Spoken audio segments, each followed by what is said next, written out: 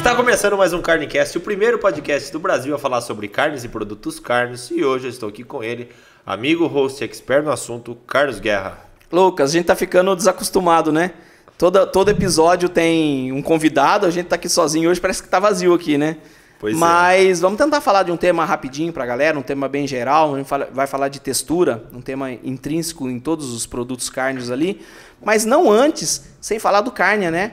O que é o Carnia? Tá patrocinando o episódio? Explica pra galera o que é. Exatamente, como eu já falei, esse podcast é o primeiro podcast do Brasil a falar sobre carnes e produtos carnes, então patrocinador tem que ser maior do que isso. O patrocinador é a primeira inteligência artificial do mundo, treinada e desenvolvida para resolver os seus problemas do dia a dia.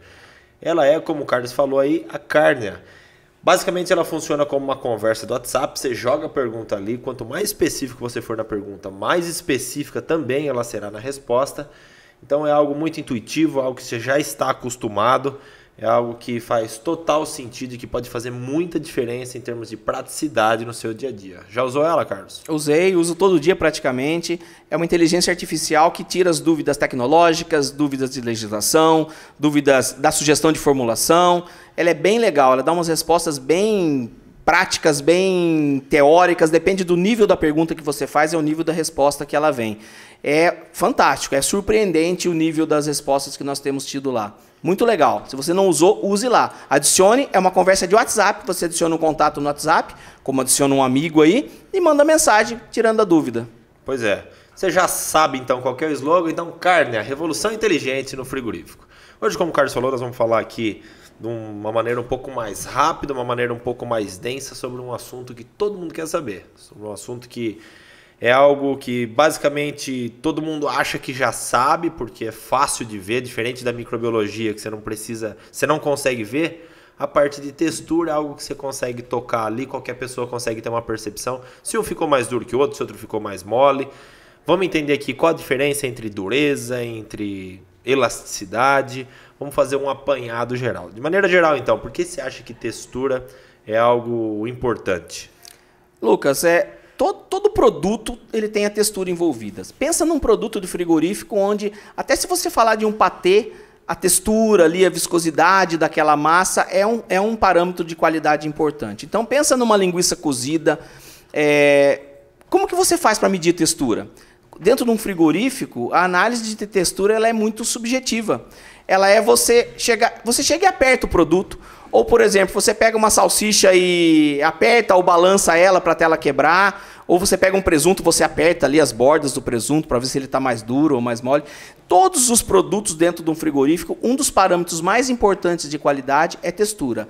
Ela nos vai dizer muitas coisas por trás ali. Ela vai dizer se o processo foi bem elaborado, se a minha formulação está bem balanceada. Ela vai dizer se a proteína, a matéria-prima tinha uma boa qualidade, até mesmo se o produto vai ter uma durabilidade boa lá, porque de repente uma textura maior pode me trazer uma atividade de água menor, apesar da gente saber que às vezes não tem muita correlação entre esses fatores, mas intuitivamente ali a gente pensa dessa forma. Então ele é um parâmetro muito importante, até mesmo na questão sensorial, né? O consumidor, quando ele pega um produto, ele tem aquela mordida, ele tem que ter aquela sensação se um produto tem uma característica mais macia ou se o produto tem uma característica mais dura. Quando o cara vai fatiar um presunto na máquina lá, a textura ela é responsável por aquela fatia. Se eu conseguir fatiar fininho, uma calabresa que eu vou colocar em cima da pizza, se eu vou conseguir fazer a fatia direitinho. Uma linguiça de churrasco, se eu coloco num churrasco lá, depois que eu asso ela, se eu corto, se ela esfarela todo, ou se ela tem o corte legal. Então textura é um fenômeno, é um fator muito importante dentro do frigorífico. Então vale a pena a gente explorar um pouquinho mais o tema, do que ela depende, como se mede isso aí. Tá. E você falou que basicamente você pega a textura ali, você aperta uma linguiça cozida, aperta um presunto para entender como é que é. Tudo se restringe, tudo relacionado à textura se restringe a apertar e ver se uma coisa está mais dura, está mais rígida do que a outra, ou tem outros parâmetros de textura que a gente pode avaliar? Então, se eu fiz um teste, alguma coisa, se eu fiz alguma modificação dentro do meu frigorífico, significa que eu vou ter que avaliar se aquilo está bom ou ruim. Ou até mesmo um produto do dia a dia. Então o que a gente vê na fábrica? A gente vai usar o recurso que eu tenho disponível. Se eu tenho um equipamento para medir textura, eu vou levar para o laboratório e vou analisar isso aí. Mas qual frigorífico que tem um texturômetro, por exemplo, que é um equipamento que mede textura? Então, o que a gente mais vê, a gente já fez muito teste fazendo isso, é o produto tá pronto lá, eu vou lá e aperto o produto. Mas só que isso é muito subjetivo, né? Porque a força que eu aperto é diferente da força que você aperta, né? Eu já vi muito, por exemplo, salsicha, a gente faz bastante teste com salsicha, e o pessoal segura na ponta da salsicha ali, balança e conta quantas vezes ela aguenta sem quebrar. Eu estou medindo, na verdade, qual a força que ela vai fraturar, que ela vai ter a fraturabilidade ali. Mas se eu balançar forte, ela vai durar 2 vezes. Se eu balançar fraco, ela vai durar mais. Se você fizer, provavelmente vai ser outro... ou você vai ter outra medida. Se eu segurar mais no meio, se eu segurar mais na ponta... Então, eu não tenho muito parâmetro. Então, é mais uma medida que o frigorífico avalia de forma subjetiva. Então, se nós trazermos para o campo do laboratório, nós temos um equipamento que chama texturômetro. Então, depende da qualidade desse texturômetro, o que ele consegue fazer, depende das probes que eu tenho também. O que são probes? Probes é o corpo de prova que eu tenho na ponta do texturômetro. O que é um texturômetro? Ele é um equipamento que vai pressionar a amostra e aí ele vai dar vários parâmetros. Então, pensa que você tem um presunto, por exemplo, um pedaço de presunto, você corta um pedaço de presunto, coloca ali no campo do texturômetro e aí vai ter um êmbolo que vai pressionar e a probe é a ponta desse êmbolo. É o dispositivo que está fazendo contato com o presunto ali. Ele vai pressionar fazendo uma força. O equipamento vai medir a força que o presunto faz devolvendo para o equipamento. Ou seja, segundo a lei de Newton, ação e reação, né? Força normal. Exatamente. Então, o presunto vai fazer uma força contrária e o equipamento vai medir isso aí e vai me transcrever num gráfico. Alguns equipamentos fazem isso uma vez, alguns fazem 2. Tem equipamentos que fazem o efeito ao contrário e estica. Tem alguns equipamentos que fazem a cocção do produto e vai medindo a textura do produto ao longo do processo de cocção. Enfim, eu tenho várias, infinitas possibilidades para mim medir isso aí. Mas, basicamente, eu tenho ali a dureza, que é a força que o presunto faz devolvendo. Se eu apertar uma vez e 2 vezes, eu consigo medir se a primeira vez que eu apertei causou algum impacto ali na matriz ou não. Seria dureza 1, dureza 2. Se a matriz romper em algum momento, aquilo é transcrito pelo equipamento como fraturabilidade, seria o rompimento da amostra. E aí, desse gráfico, ele tira alguns parâmetros, como, por exemplo, coesividade, que é quão as moléculas estão coesas ali dentro, ou não. Por exemplo, se ela tá mais aerada, ela é menos densa, se ela está mais compacta, ela é mais densa. E tudo isso traduz num fator que é mastigabilidade, que é quanto de energia que eu preciso gastar para detonar aquela amostra, né, até a ponto dela ser possível de ser ingerida, porque eu consigo deglutir ela. Seria a mastigabilidade, isso aí que muita gente fala, né? O produto tem mordida ou não tem mordida? Seria a mastigabilidade. Então, quando a gente traz para um laboratório, a gente consegue medir parâmetros com padrões, certos padrões, e aí possibilita eu comparar, mesmo se as diferenças são muito pequenas, que eu não consigo pegar apertando um produto ou outro. Tá, então você falou que tem as durezas, né, que é a hora que o texturômetro desce até apertar ela. Tem a coesividade, que é basicamente a distância que uma molécula está da outra, né? Quanto mais próximas, maior a coesividade da massa. Tem a parte de elasticidade, né, e fraturabilidade, e a parte de mastigabilidade. Suponho eu que existem diferentes fatores que influenciam em cada uma dessas variáveis em resposta lá na frente. O que influencia a textura de um produto? Seja em dureza, em elasticidade, em coesividade, em mastigabilidade? Quais são os principais fatores que o cara fala assim, opa, acho que tá mole minha salsicha aqui. O que seria legal a gente olhar? Quais são os fatores que impactam isso? Lucas, assim, frigorífico tem muitos tipos de produtos com processos diferentes. A gente faz os episódios aí de calabresa, de linguiça, vamos fazer de presunto, vamos fazer de salame. Porém, se eu for agrupar todos esses produtos e ver o que é a textura, do que depende a textura desses produtos, eu poderia, de forma didática, ali separar em 4 fatores principais. O primeiro fator, ele está ligado, para mim é o mais importante, ele está ligado à qualidade da matéria-prima. Principalmente a qualidade proteica da matéria-prima. Se você pegar, por exemplo, um pernil suíno com 20, 21, 22% de proteína, ele vai ter uma proteína com uma qualidade boa, ele vai ter uma possibilidade de gerar um produto com textura melhor do que um recorte, por exemplo, com uma proteína pior, ou com um CMS, por exemplo, que tem 12% de teor de proteína, mas é uma proteína que já sofreu muito. Então, o primeiro fator é a qualidade proteica da matéria-prima e a qualidade que essa matéria-prima chegou ao frigorífico. Por exemplo, se o animal sofreu muito para ser abatido, o pH da carne mudou, esse pH da carne ter mudado influencia a capacidade de retenção de água, a capacidade de retenção de gordura daquela proteína, isso impacta em textura. Se durante um processo de extração, por exemplo, de um CMS, eu esquentei muito, e aí eu desnaturei parte daquela proteína, eu não vou ter um produto com uma textura muito legal. Então o primeiro fator seria a qualidade dessa proteína, da matéria-prima, a integridade dessa proteína. O segundo fator seria como essa proteína está conversando dentro de uma formulação. Então o balanço entre os componentes, os macrocomponentes ali de uma formulação é muito importante para a textura.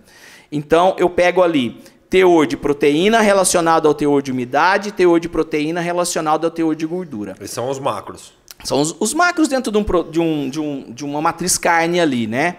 Eu não tenho muito carboidrato, ele é um macronutriente também, mas dentro de um produto carne eu não tenho um teor muito grande de carboidrato, então o tripé fica entre proteína, umidade e gordura. E é a proteína que faz a ponte entre a gordura e a umidade. Se essa proteína não estiver legal, ou se ela estiver numa quantidade inferior à necessária, à relação umidade ou em relação à proteína, ela não vai formar uma estrutura legal, não vai formar uma rede legal. Então, o balanço entre a formulação seria o segundo fator de mais importância, na minha visão, para a estrutura de um produto, que isso vai refletir lá na análise da dureza, por exemplo, da mastigabilidade. O terceiro fator seria o meu processo de produção. Como que eu faço, como que essa proteína passa durante o processo de produção que faz com que ela ganhe capacidade de emulsificação ou perca capacidade de emulsificação. Por exemplo, se eu faço uma linguiça tipo calabresa ou uma linguiça frescal numa misturadeira, a misturadeira ela promove um atrito ali na proteína, conforme aquele atrito quem faz a massa aí trabalha no frigorífico, ou faz em casa, ou trabalha numa pequena indústria, sabe que quanto mais eu vou misturando, a massa vai ganhando liga, que a gente fala. Isso é extração proteica. Se eu faço essa massa num cúter, por exemplo, ou num emulsificador, que ele vai refinar a massa, eu vou ter uma extração proteica maior, por exemplo. Então, quanto mais eu extraio proteína, maior a possibilidade de eu ter uma textura melhor no meu produto final. Se eu, por exemplo, vou fazer um presunto, o presunto ele fica no equipamento chamado tumbler, que ele fica dando tombo na carne. Seria como se eu estivesse jogando a carne, levantando e jogando a carne dentro de um equipamento, imagine um tambor que fica dando tombos na carne. Quanto maior o tempo de tambleamento, maior a extração proteica. Mas quanto maior a extração proteica, melhora a minha textura do produto final, melhora a minha capacidade de emulsificação do produto final. E esse terceiro fator de processo, ele está atrelado a eu conseguir extrair minha proteína o máximo que eu conseguir, que o processo daquele produto permite, e em eu não prejudicar a capacidade de emulsificação também, desnaturando a proteína. Por exemplo, se eu vou fazer uma massa de salsicha, eu vou falar, o Carlos falou lá no podcast, lá no Carnicast, que quanto mais eu extrair a proteína da massa ali, melhor a textura. O cara deixa o produto batendo lá no cúter, 10, 20 minutos batendo no cúter. A hora que ele vai medir a temperatura daquilo lá está 30 graus, porque ele vai aquecendo, o atrito aquece. Essa temperatura desnaturou a proteína. Se ela desnaturou a proteína, essa proteína perdeu a capacidade de retenção de água ou retenção de gordura. Ou, por exemplo, durante o meu processo, voltando na etapa do balanço de formulação ali, eu adicionei algum conservante, que esse conservante seja ácido. Eu mexi no pH da massa, o pH da massa mexeu, e aí eu desnaturei proteína, ou mesmo que eu não tenha desnaturado, eu alterei a capacidade de emulsificação da proteína. Ou, por exemplo, durante o meu processo eu não tenho um controle microbiológico muito bom durante o processo e eu possibilito o crescimento de micro-organismos ali durante o processo, durante um processo de cura de uma massa, por exemplo, ali, durante o tempo que a massa está esperando para ser embutida. O crescimento desse micro-organismo produziu ácido e mexeu no pH da massa. Mexendo no pH da massa, eu também mexo na capacidade de emulsificação, que vai resultar numa textura pior do meu produto lá no final. Então, o terceiro ponto seria o processo do ponto de vista de eu extrair proteína, mas também de manter a proteína íntegra até o final do processo.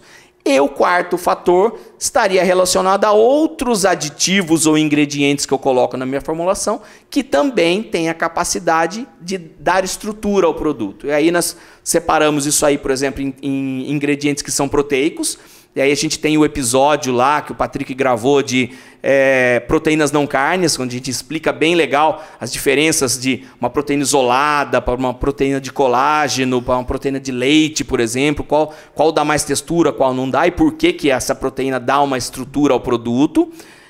E tem os não proteicos, que eu poderia falar, por exemplo, de amido, nos produtos que são permitidos por legislação adicionar amido. O amido ele faz uma gelificação, você já fez papinha, já cozinhou ali, por exemplo, e ela endurece, né? Porque a gelificação do amido faz com que eu aprisione a água, aprisione os componentes que estão ali ao redor e tenha uma textura legal, o produto fica seco, dá uma dureza muito, muito forte ao produto.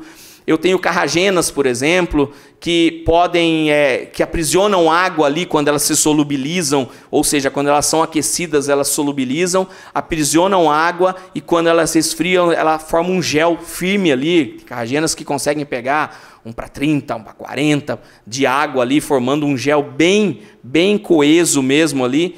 E as carragenas também elas têm diferenças entre os tipos, capa, iota, então uma dá mais dureza, outra dá mais elasticidade, enfim. Mas são os ingredientes que me fazem melhorar a textura do produto final, como os fosfatos, por exemplo, que agem na proteína da carne, facilitando a extração proteica. Os sais, por exemplo, que também ajudam na extração proteica. Então são ingredientes que me ajudam na textura. Transglutaminase também.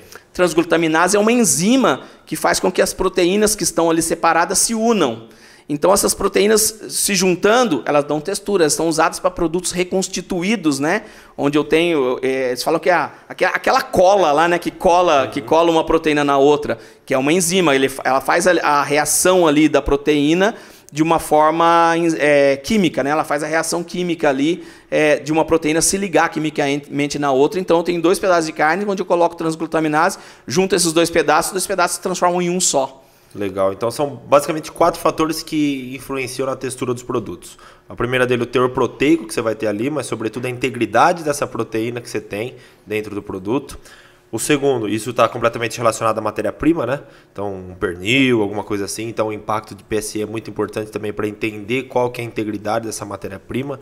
O segundo ponto, os balanços entre proteína, umidade e gordura, ainda assim completamente relacionado à proteína. O terceiro ponto, o processo, então como que você vai conseguir extrair essa proteína durante o processo. E aí você falou que massas mais refinadas você tem uma extração proteica maior, mas cuidado com a temperatura, que isso pode atrapalhar em uma desnaturação parcial das proteínas, que acaba comprometendo a capacidade dela de ligar à gordura. E por último, a adição de alguns aditivos para conseguir melhorar mais. Aí não está necessariamente relacionado a proteínas. Pode estar relacionado a proteínas se for proteínas não carnes, mas tem outros ali aditivos, carragena, transglutaminase, fécula, que você consegue melhorar a textura. Isso vai fugir um pouco até de textura, mas enquanto você estava falando, eu estava pensando, provavelmente teve mais gente que teve essa dúvida. O ponto que nós falamos é que você precisa entender como que você precisa de um teor proteico ali necessário para conseguir ligar uma parte de água com ligar uma parte de gordura. Só que você falou que tem que tomar um cuidado para não extrair muito essa proteína e aumentar a temperatura da massa. A dificuldade está em ligar, em perder a capacidade de ligação dessa proteína antes dela ligar e aí depois dela ligada ela não tem essa capacidade, porque não sei se ficou muito claro, mas assim, você falou que se refina muito a massa, sobe a temperatura. Então vai subir próximo de 30 graus, sei lá, vamos imaginar que... Isso, o atrito faz com que a temperatura aumente. Então isso vai dificultar a ligação. Só que lá na etapa de cocção nós vamos chegar a 74, 72 graus. Por que a 36 você vai prejudicar e depois lá no cozimento, que a temperatura é quase o dobro daquela que você falou que desnaturaria, não vai prejudicar lá? É pela proteína já estar ligada ou é porque, enfim, não sei, outro fator? A proteína, Lucas, ela tem os grupamentos, as ligações, parte delas que são polares e parte delas são apolares. Nas partes polares, eu consigo fazer a ligação de água.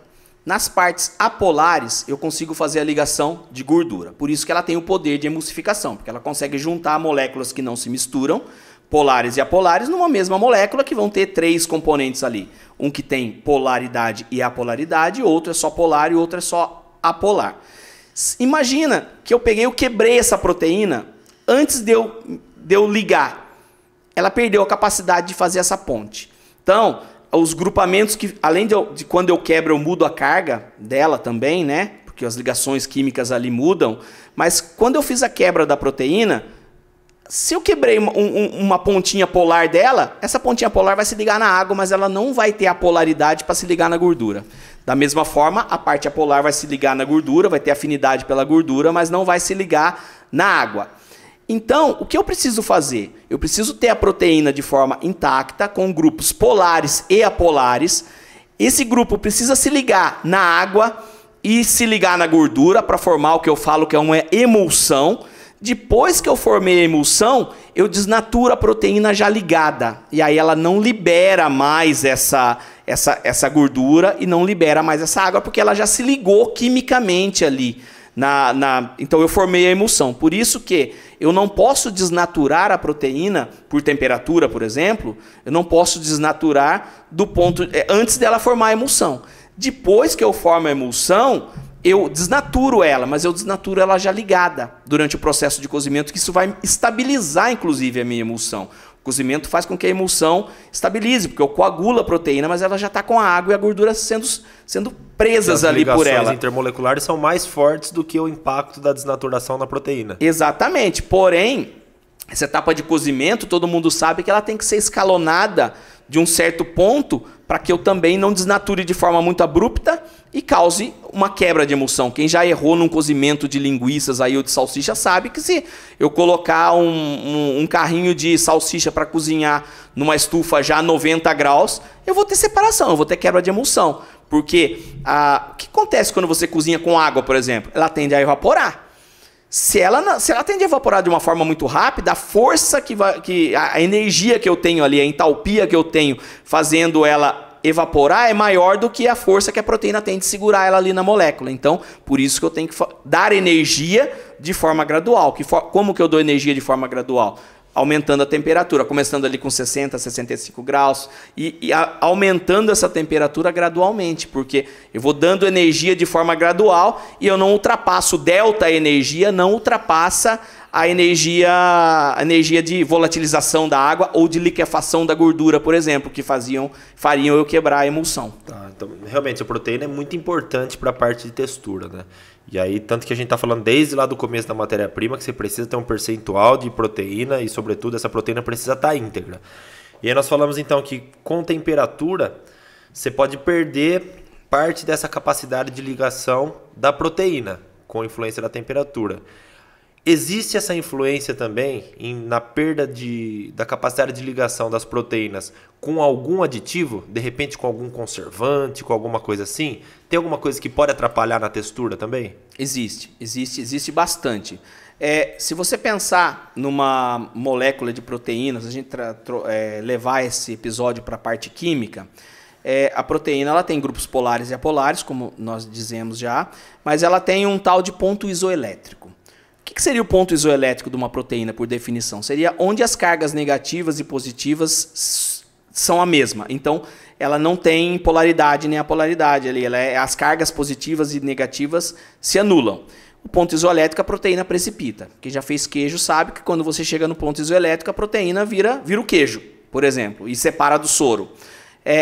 Então, quando eu estou com uma proteína, a proteína ela tem um pH ali, a proteína a gente fala em frigorífico que trabalhar com pH entre 5.8 e 6.2 ali da proteína. Se eu chegar em 5.2, 5,5 ali, tem várias proteínas, cada uma tem um ponto isoelétrico, mas isso aí seria mais ou menos a média do ponto isoelétrico da proteína.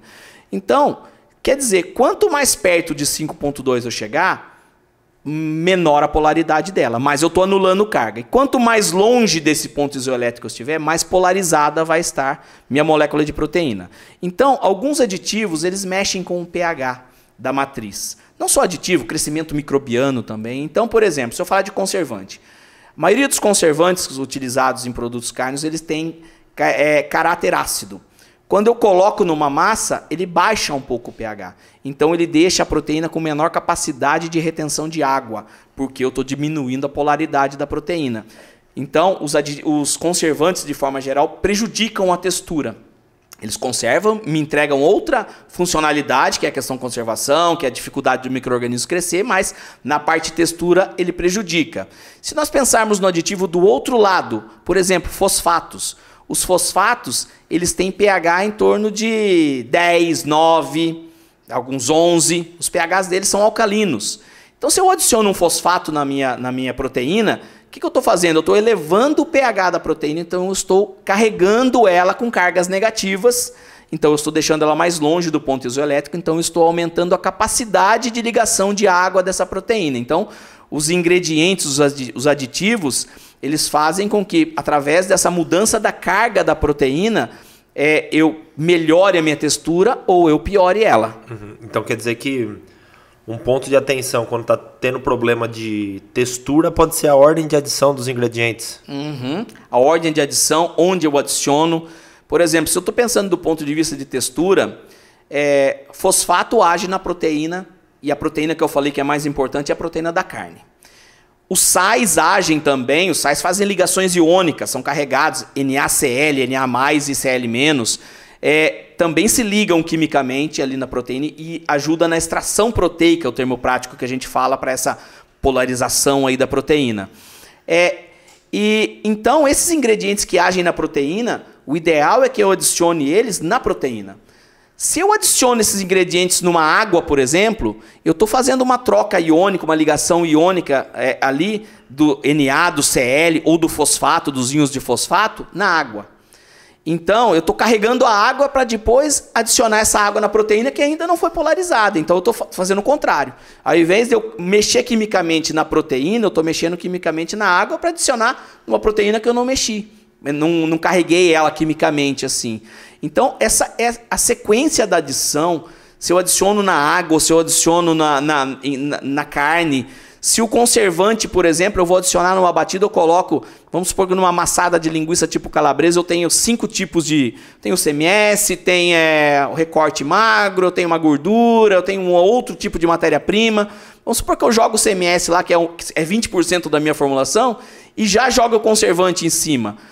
Conservante, às vezes, você usa 1%.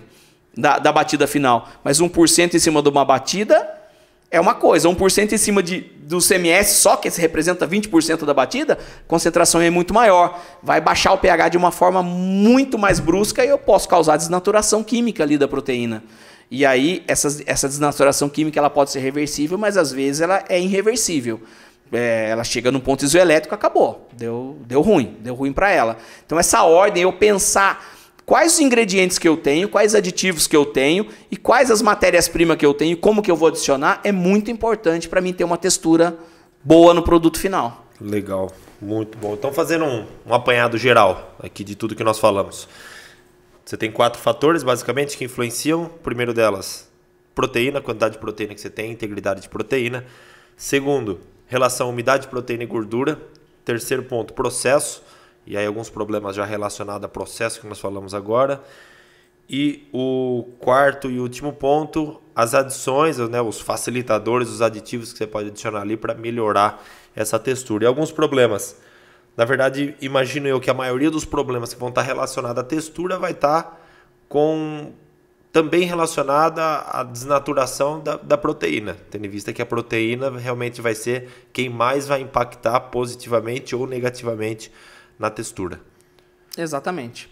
É um apanhado geral aí do episódio que a gente pensou em fazer de textura, espero que a galera tenha gostado, acho que ficou legal. Pois é, esse aqui então um pouco mais rápido, um pouco mais... bastante informação um pouco mais densa, mas é exatamente quando o pessoal está com menos tempo, consegue ouvir um episódio inteiro, consegue ter algum insight relacionado à textura. É um problema que está muito presente em todas as fábricas, sempre o pessoal quer fazer isso, sobretudo na época de redução de custo, esse tipo de problema acaba aparecendo, porque redução de custo, as pessoas querem comprar as matérias-primas mais baratas, muito provavelmente com um teor proteico eventualmente igual, mas com uma capacidade, uma integridade dessas proteínas um pouco mais comprometidas, né? Estresse pré-abate, enfim, uma série de outros fatores. Então é um episódio que eu acho que deve ajudar bastante gente, deve dar bastante, tem bastante provocação aí no episódio.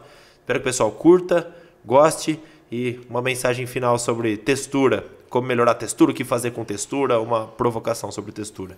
Será que você aí no frigorífico, você realmente pensa relacionado à textura, em tudo que você tem disponível para fazer e como você vai fazer para melhorar aquilo lá, ou simplesmente o operador joga da forma que é mais fácil para ele? Vale a pena uma reflexão em cima de tudo isso que a gente falou aqui.